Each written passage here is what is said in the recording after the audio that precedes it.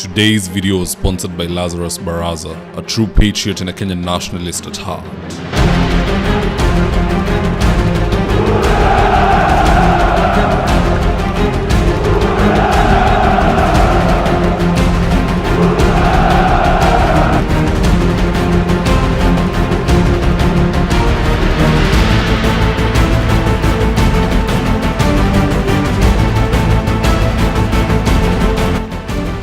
Stand by for debrief in 3, 2, 1. As we speak, the former governor of Isiolo, Awan Abdi Guyo, has been impeached by 16 out of 18 MCAs. Inamaanisha huyu jamaa kuna mtu anamtaka huko. But anyway, what that means is that it's triggered the necessary threshold. So now the impeachment files leave Isiolo County Assembly all the way to the Senate, where, believe it or not, there is no chance that this guy survives. Senators will vote him out like there is no tomorrow. Why so? Because he was warned about this exact moment by Onyonka just the other day. Here's a tip. Mheshimiwa Guyo namjua. Ningependa kumtumia barua pepe. Governor, have mercy on your people.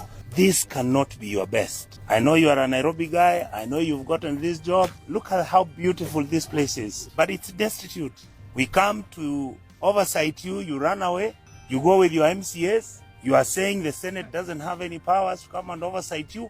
If you are not careful, you are going home in the next 6 months. Watch what we are saying. Anyway, that aside, in this video I want us to look into some of the reasons why Guyo was impeached in the Kawira Mwangaza style, which basically means by an overwhelming majority. And with no further ado, let's get after it. Now, reason number one for impeachment: Guyo refused to appear before the Isiolo County Assembly to defend himself. Had he gone there and perhaps explained himself or even begged the MCAs to spare him, he perhaps could have survived. Unajua kiburi, pride comes before a fall. The Kericho governor Mutai, this gentleman literally cried and begged for forgiveness on national TV. And I'm not using proverbs or anything. He literally cried tears. And guess what? The MCAs did not impeach him. They decided against it. Now, I'm not saying Guyo should also cry, but showing remorse sometimes does wonders. Even in a court of law, you might have committed an offense. Maybe you've gone hii wakati ya protest, mtu ameenda ameiba kwa supermarket na ameshikwa.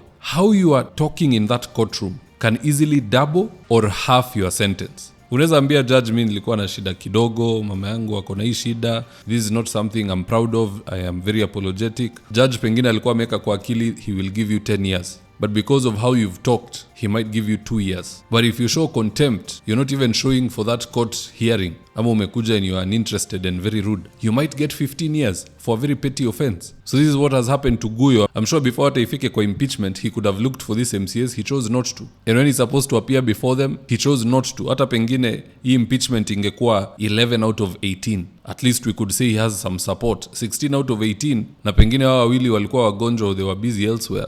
It's a very disheartening number for him. Now, the second reason behind Abdi Guyo's impeachment is primarily because he disrespected the Isiolo Senator Fatuma Dullo by saying she uses county funds to pay young men for coitus. Here's the tip. Hakuna pesa ya maendeleo tutakupatia kama umekuwa na lifestyle ambayo ni expensive.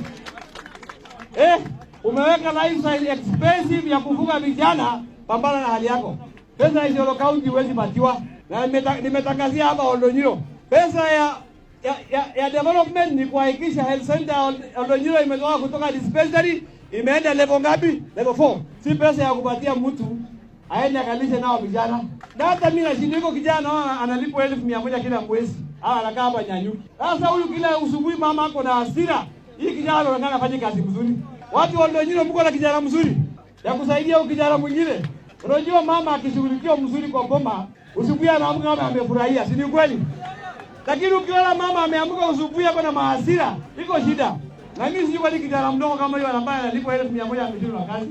Now, there's a reason why that disrespect towards Fatuma Dullo is very dangerous. Fatuma Dullo, number one, is a widow. Her husband died. You do not pick on widows and orphans, especially without substantive evidence. And even if you have evidence, a widow is not beholden to anybody. Once your partner dies, you are allowed to remarry. You are allowed to look at other options. So I feel like here, Abdi Guyo went overboard. And here's why it is very dangerous. Forget the issue of Dullo being a widow and so on. These MCAs know Fatuma Dullo far much better and far much longer than they know Abdi Guyo. Here's why. Abdi Guyo became governor Juzi 2022. Prior to that, he was an MCA in Nairobi. He was not part and parcel of Isiolo County politics. maybe through periphery and backdoor entry. But Fatuma Dullo was a minority whip in the Isiolo County Assembly. So many of these MCAs wanamjua vizuri sana. So when you attack such a person, even the MCAs who have known her all this while, they naturally don't like you. That is where this guy, Abdi Guyo, made a very big miscalculation. And on top of that, Fatuma Dullo is a senator. In a matter inenda before them. She will be convincing her colleagues to send this person home. Now, reason number 3 for impeachment. Abdi Guyo is rude to senators. I remember at one time he told Ledama Olekina, while appearing before Ledama Olekina's committee, ati vitisho apeleke Narok. Here's a tip. We end this meeting. As citizens of Kenya, we will not allow a governor to disrespect the Senate. He cannot disrespect the Senate. Disrespect is a two-way word. I cannot allow you to respond to issues. This committee is governor. You do not digress. You are all elected. I cannot allow you to debate. We don't care. We will intimidate you. We will deal with you. Chair, your meeting is adjourned. Thank you. We don't allow such things. You cannot be debated, my friend. I was not elected to be debated by you. Neither was I elected to allow competence in this house. We control this meeting. Governor, Chair, you don't allow governors to come here and say respect. We're not kids. So this guy, he has been showing all the Senate committees that he's been summoned to the middle finger. Hiyo ndo amekuwa akiwapelekea. Badala ya kupeleka documents and supporting evidence and explanations and so on, amekuwa akiwapelekea the middle finger. And the reason Abdi Guyo is like this is because power has entered his head and he believes no one, and I mean no one, can or should question him. This is not my assumption. These are exactly his words. Here's the tip. Huyu mwingine ambaye anasema ananiuliza swali ni nani? Unaniuliza maswali kama nani? Who are you? Wewe ni nani? Unauliza mimi maswali kama nani? Nani nikwambia uko na authority ya kuuliza mimi maswali? Na ndo mimi najiuliza, kwani huyu jamaa alikuwa chini ya maji when the president said this? We want to improve oversight. We want to improve oversight. Kila mtu aulizwe maswali. Na ule mtu atake kujibu maswali, tunampangia virago anahama.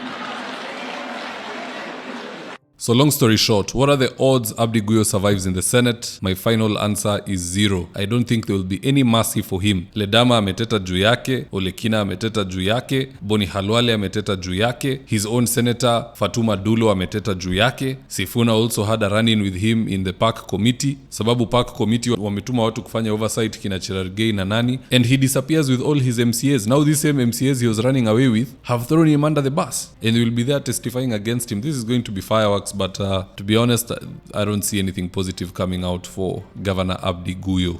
And any day and time unaona mtu anakuwa impeached by a super majority, huyo mtu ako na shida. We cannot lie to each other. Kawira was a good leader. If you cannot work with anybody, then you're not a good leader. Even this one has been impeached by 16 out of 18. That is a very shameful number. It shows that he cannot work with anybody because he couldn't even work with the senators in any committee. Anywho, to each his own. That's just my take on the matter. Do drop me your own comments in the comment section below. Do you think Abdi Guyo will survive this impeachment, or his goose is cooked and cooked well for that matter? Do drop me your own comments and I'll do my best to read them and to give you a response. And in the event you're here for the first time, please go on and hit the subscribe button. And if you're watching for a different platform, just head on over to YouTube, search for Mzitowafula. Hit the subscribe button. You're going to be getting a ton of content of this nature. If politics is something you're passionate about, this is definitely the one channel that you really need to subscribe to. Alright guys, adios.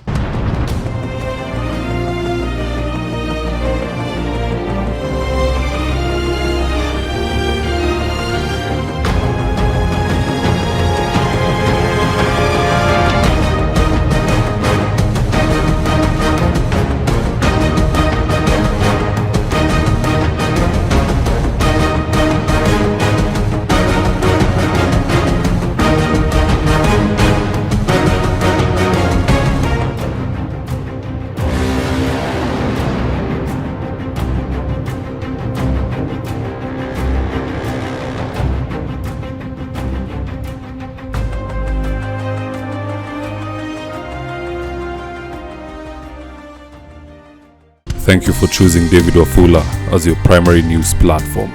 We put countless hours in research, recording, and editing. By showing up each and every day to watch our videos, you encourage us to generate more videos for the viewers. We are on a mission to inform, educate, and build a better tomorrow. To our thousands of followers in a world full of presidents, kings and queens, you are the real gem. Adios.